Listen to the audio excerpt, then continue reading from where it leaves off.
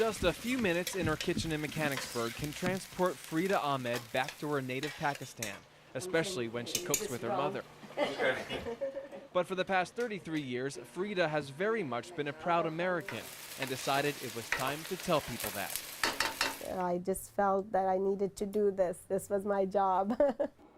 Farida can pinpoint the day her whole outlook on life changed, the morning of September 11th, 2001. She waved her children goodbye at the bus stop and went home to watch the news. She, along with the rest of the world, watched history that day and couldn't believe it. And I felt hurt that there were people hurt, and innocent people that didn't need to be hurt.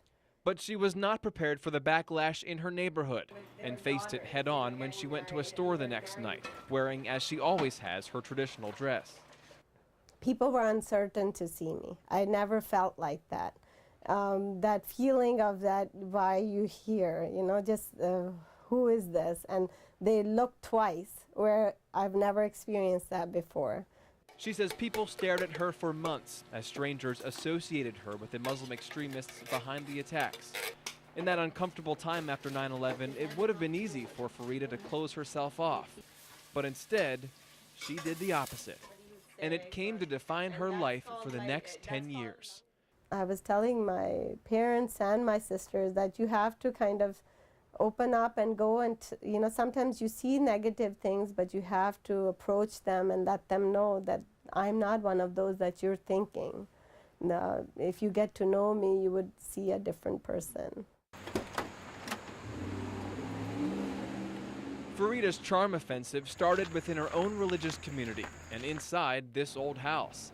She and her father bought it and made it into a mosque.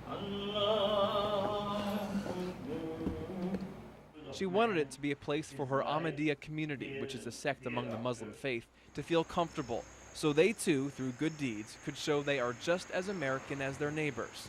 And it worked.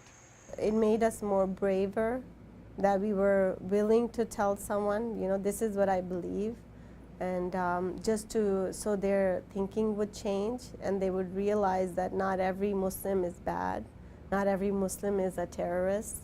Farida knows it will take much longer than 10 years to educate her neighbors and their neighbors about Islam, but talking about how religion is part of her life and leading by example has helped. People around me changed their mind about me and about my religion and about my peers and other members of the community.